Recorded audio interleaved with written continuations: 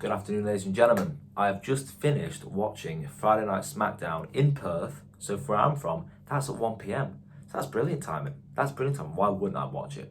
But yeah, let's do a little review of what has happened.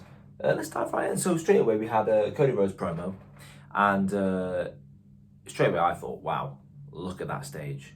Look at that stage. It was a gem shaped. Gone is the era where it was just a screen and they had cool graphics. No, now we've got full on stages, hopefully, and it was a nice gem, and it makes sense. So we've got Crown Jewel. It's a jewel, right? And I thought that was really nice. Big pop. The fans loved him. The crowd loved him. Cody Rhodes. The chant was going loud and proud. So from the off, they were going mental, and they were excited for just a good wrestling show. Cody Rhodes' basis for his promo to start off with was that Seth is here to protect. He believes Seth is here to protect WWE and keep it sacred. But he furthermore believed that that would be his downfall, because if he thinks that him and his vision can carry the WWE, then that's a lot of weight to carry, and that will be the downfall, and they will fail. So he believed that if that's what he wants to do, that will be his downfall. That's why he failed. He believes that WWE is a great team, the best team, and that if anyone wants to step up, they can. And then he rattled off some names of people who could step up, because he said he loves being a leader, right? He loves being a leader, but if anyone wants to step up, they can. Randy Orton, Roman Reigns, Rhea Ripley, which obviously got a huge pop because they're in Perth, Jey Uso, CM Punk, and it could also be Seth. But don't believe for 1 second that you can carry this company on your back by yourself, because no, this is a team, the greatest team. And if anyone wants to step up, they can. And everyone's got plenty of opportunities to make the WWE the best organization and brand in the business, which it already is. But it's a team, so don't be trying to rule it and run it by yourself, because you're not gonna do it. The fans kind of hijacked it, calling Seth a W word, right? Which I'm not gonna say because it's a horrible word, right? Ridiculous word. Let's not say it. But Cody, he's like, I don't even know what they're saying. Michael, can you say it? Goes to the commentator, Michael Cole, chucks in the mic. Great catch from Michael Cole, to be fair. Says, what are they saying, bro? What's going on? Michael refused to say, but Wade Barrett comes in and he proudly says it, loud and proud. And crazy reaction. The fans loved it. So that was a funny moment, how the fans kind of hijacked the promo, if you could say. But then Cody, in a cold kind of way, to cap off the promo. Here's the thing, Cody is very good. I think Cody, he doesn't have, groundbreaking promos. He's not one of those guys who will make a groundbreaking promo like CM Punk, or Seth Rollins, right? But he makes a promo that's worth your time. I was watching, I'm thinking, he doesn't do out of these world promos, but he does promos that are really worth the time. And especially, I like the endings of the promos. So the last thing he said here was, I have to be the one in your world and mine that you cannot beat. So in Seth's world, Cody wants to be the one guy Seth could never beat, because they're 3-0, and Cody wants to go 4-0. We then get a little backstage segment between Stephanie Foucault and Chelsea Green. Just Chelsea Green waffling on about, I want to recruit you for the Secret Service. You can be my slagent, which I don't really like saying myself, because I think it's a bit cringe for me to say. But in comes Tiffany Stratton. Respectful. They're very respectful. There's no beef, as to say. They're very respectful. And, Stephanie just says, may the best woman win. And Tiffany agrees. They're glad they're on the same page. May the best woman win. And true that. May the best woman win. We then get Sami Zayn coming out, ready for his open challenge. But backstage we have, and I was a big fan of this, we have Cody Rhodes and Jacob Fatu. And Jacob saying, look, once you're done with Seth, you know what's popping. He says, that's what he said, you know what's popping. That's not what I say. Jacob Fatu says, you know what's popping. Cody likes the idea. Then he even says, he liked it. And in comes Nick Aldis and says to Jacob, look, I need to see you in my office. Let's have a word, let's have a chat. I'll see you in my office. Obviously, Jacob likes that. And then out of nowhere, Drew McIntyre comes in, beats up Jacob Fatu, whole load of chaos backstage. So there's clearly some business there that Drew wants to get finished. But look, Jacob Fatu versus Cody Rhodes for the WWE Championship. I don't think anyone is opposed to that. It's long overdue. It's long overdue. So let's get that going. Let's get that rivalry sorted. Anyway, back to the Open Challenge. Shinsuke Nakamura answers the Open Challenge. So Shinsuke Nakamura versus Sami Zayn for the United States title. multiple times in this match, I thought, it's done. It's done. Shinsuke's going to be new champion. And, they're so great at doing that. That's why we love pro wrestling. The shock factor. And when I saw Shinsuke Nakamura, when I heard Shinsuke Nakamura's music hit, I thought, hopefully it's, not the guy we saw at the Royal Rumble or the guy we've been seeing the past year, this spooky guy, the character that, I don't want to be too critical, but look, no one was really buying it too much. I'm not saying it was a bad character, but it wasn't intriguing enough to be on TV too much. But I saw Shinsuke doing the classic Shinsuke mannerisms. We got the old Shinsuke back, and we love it. He's still got the same kind of clothes, same waistcoat that he had, loose trousers. But yeah, it was a character we had back in the good old times. And yeah, they put on a great match. We had a technical start, a lot of grappling. Shinsuke took control of the early start of the match. We saw a middle rope Kinshasa to the back of Sami's head, only for a 2 count. Back of the head Kinshasa again, so hard that Sami Zayn rolled out. Then when they spilled to the outside of the ring, we saw an explosive suplex from Sami Zayn and a haluva kick onto the barrier. They go back into the ring, a third Kinshasa. So I'm thinking, right, that's 3 Kinshasas, 2 to the back of the head, 1 when Sami Zayn's got back into the ring. It's over. I don't care how good Sami Zayn is, he's not kicking out 3 Kinshasas. And then my number one hated thing in pro wrestling is the BS spot. I call it the BS spot. That's what we're going to call it. We're going to call it the BS spot, right? Where they are very, very close to the ropes and they hook the inside leg. The one thing we don't want to know as pro wrestling fans is the result, is what's going to happen. We don't want to know what's going to happen. Don't tell me. I try and hide away from rumors as much as I can. Don't tell me what's happening. I don't want to know what's happening. So when I know that he's about to do a rope break, I hate it. He's 2 centimeters away from the rope and then he hooks the inside leg. I wonder what's going to happen. I wonder, is he going to get a rope break? He obviously gets a rope break. So I hate that. I hate it. So obviously he survives the third Kinshasa. But then, thankfully, my misery is waned away. Tama Tonga's back. Tama Tonga rips Shinsuke Nakamura out the ring in quite nice face paint. I quite like to say. I thought it was a mask, but then I saw it was face paint. Tama Tonga's back. Up comes Tanga Loa, JC Mateo, and Tala Tonga. And they start wrecking shop. Shinsuke tries to get in and help, but they start wrecking shop. Here comes Solo Sikoa too. The fans, not fans of Solo, they give it him large. And they pretty much lay out Sami Zayn and Shinsuke Nakamura to send a message that, look, the MFTs are back and no one's safe. I liked it. I like it very much. Look, it's a new look. The MFTs were kind of, they were fading a bit. They were a bit bland. But they've got a new look, some new aggression. Well, probably the same aggression, but they've got a new look at least, right? Tama Tonga's back, and I think Tama Tonga was a great part of it. If you had to rank them, right, it goes Solo Sikoa, Tama Tonga, JC Mateo, Tala Tonga, and then Botchamania, right? So I like it. What can they do with it? Let's see. Hopefully it doesn't get messed up.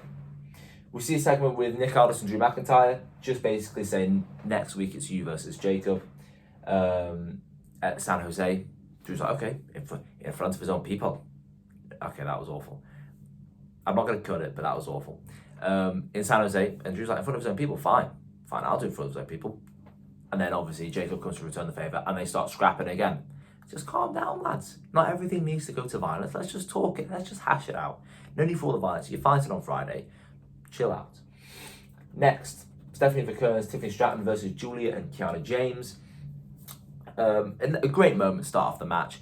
Stephanie Vicker whips, I think, Kiana James down. Whips Kiana James down. We all know what's going to happen. Devil's Kiss is coming. Gives an homage to Eddie Guerrero's birthday, which happened yesterday, 9th of October, 1967. I believe, so it would have been 58. I saw that on a post anyway. Would have been 58. So happy birthday, Eddie Guerrero, for yesterday, 9th of October. Devil's Kiss. The crowd are so loud. Look, it's a shame we don't have Booker T on the commentary desk for Stephanie Vicker matches, but no worries. We've got the crowd to do it for us. And then for a while, they're targeting Stephanie Vicker, not letting Tiffany tag in. But finally, Tiffany does get tagged in and just whoops Julia and Kiana James, right? Alabama Slam, tags in Stephanie. Stephanie plants James on her knees. Julia breaks the pin. Julia tossed out by Stratton. Tag to Stephanie, who launched herself onto Julia outside the ring, and pretty smooth as ever for the win. We saw the win coming, obviously, but the main point of it was, how are they going to do as a team? Is there going to be a bit of beef to even more spice up the match for tomorrow? There was no beef. It's a very respectful one, but to be fair, they go to the stage, they walk off, have a face-off in front of the Crown Jewel Championship. It's very respectful. Look, we don't need much beef for this because we know the match is going to be mental. We've got a gymnast in Tiffany Stratton, and we've got a world-class, world-experienced, long-time experienced pro wrestler in Stephanie Vaquer. It's going to be a crazy match. It's going to be brilliant. They're going to tear the house down, and as they should, for the Crown Jewel Championship. We then get Sol Ruka and Zarya backstage, and they basically challenge the women's tag team champions Alexa Bliss and multiple-time world champion Charlotte Flair for the tag team championships. They say all they ask is for a chance at a match, but Charlotte was like, look, you guys being a bit rude, right? You guys being a bit rude, but look, it's bold of you. It's bold of you to think, to even fathom the fact that you can beat us, but I respect it. Sure, you get your match, because look, they say all they want is an opportunity, as they're sure Charlotte and Alexa Bliss were given an opportunity by people before them to get them to where they are now. True. So yes, they grant them their wish, but Alexa Bliss warned them, look, bro, we ain't gonna hold back. Next match, we get the Street Profits versus the Wyatt Sicks. And look, both entrances are amazing. The Street Profits, their entrance is just a vibe. They're just dancing with the crowd love it. But the Wyatt Sicks' entrance, it really is something. It really is a spectacle. The crowd sing, all the fireflies. The song itself is amazing, right? I mean, listening to it on Apple Music sucks a bit because it takes so long for the beat to drop. But when the beat drops, it's something different. But yeah, Gacy and Loomis go straight in for it. However, despite Gacy and Loomis running straight at them, the Street Profits take control. They're like, look, lads, you can come at us as fast as you want, as hard as you want. But look, we are the Street Profits, former tag team champions, former NXT champions. We ain't going to stand for it. So the Street Profits hold their own and they take control of the match from the off, right? And yeah, it's a great match. It's a great match. We get a good super blockbuster spot where we've got Angelo Dawkins with the two Wyatt Sicks members on his shoulders. Montez Ford jumps over, blockbuster, takes them out. We then get Montez Ford going over the top rope to take out Rowan. Angelo Dawkins does the same. I didn't know he was that agile. Jesus Christ. Montez Ford goes for his signature from the heavens, misses. If he landed it, probably would have won the match. However, lad was pulled out from underneath him, nobody home. And then, yeah, the Wyatt Sicks hit their finisher for the win and to retain the championships. But as they were hitting their pose, and oh my lord, it was quite scary. It was actually quite scary. The image of it was like it was dawning on you, right, we have got a big feud here, because they're pulling their signature pose with the gang are here. The Wyatt Sicks are in their big group, in their huddle, but we're on the hard camera, right? We're on the hard camera, and emerging from behind the Wyatt Sicks are the MFTs, and their face paint makes it look even better. Their face paint makes it way better because they look scary. They look scary. Look, we thought the Wyatt Sicks were scary. The MFTs have stood it up another notch. In the dark, in all the flashy lights, right? Behind the Wyatt Sicks come the MFTs. It was scary. They enter the ring. You've got, a 4-man face-off, right? And I'm thinking, oh my lord, this is big. The crowd were chanting, holy, right? They were chanting it. And I thought, oh my God, this is gonna be big. And then if I thought it couldn't get any better, look, when I thought it couldn't get any better, call me weird. I think Solo Sikoa is great. I love Solo Sikoa. In ring and on the mic, I think Solo Sikoa is amazing. And through this aisle of humanity, this corridor of humanity, comes Solo Sikoa. In between them, as Peacemaker, telling us, lads, just hang back. No need to start anything now, hang back. Nikki Cross gets all in his face. Don't know what she's doing, she ain't going to do anything, but Nikki Cross gets in his face. But he's like, all right, look, we'll chill out. We'll chill out. We'll back off. Look, you won your match. We'll see you another time.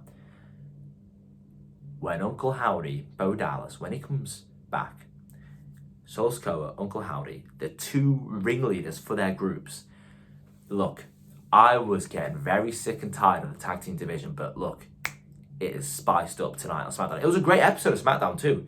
Despite this, it was a great episode of SmackDown, but the tag team division has spiced up a bit more from this.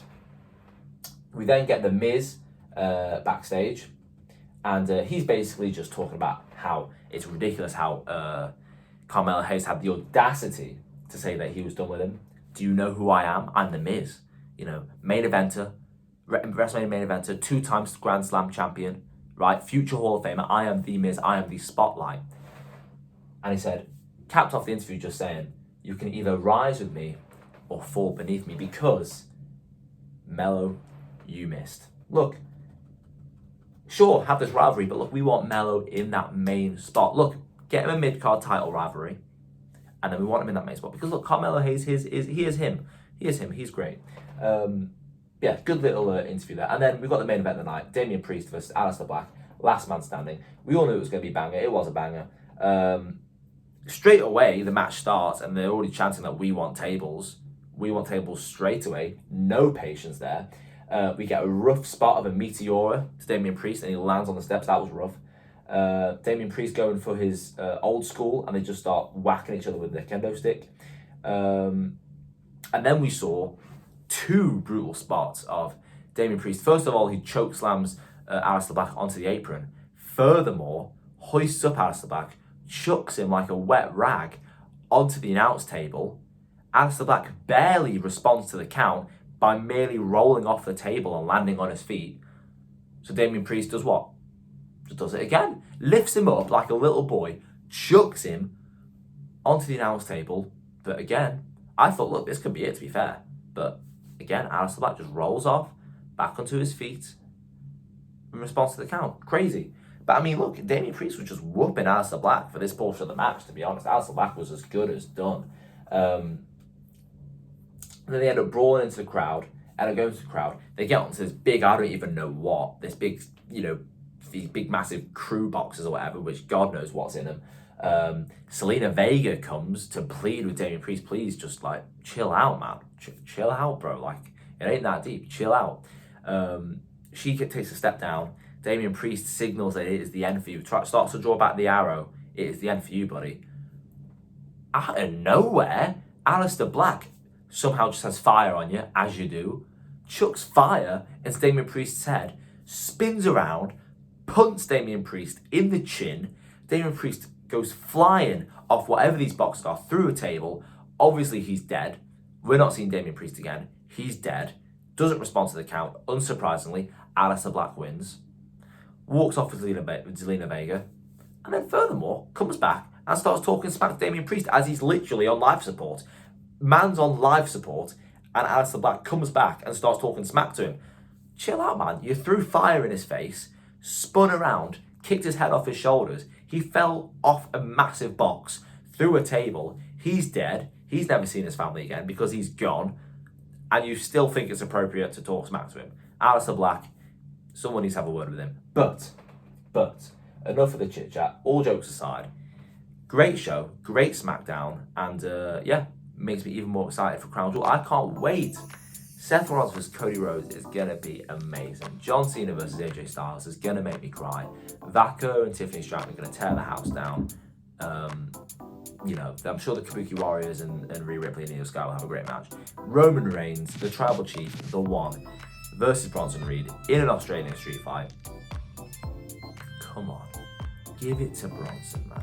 Give it to Bronson. Make them go 1-1 and we'll have a trilogy. But that was SmackDown. What do you think? Let me know what you thought. And not much to say. I'm just excited for Crown Jewel tomorrow. So I will enjoy it and hopefully you enjoy. See you later.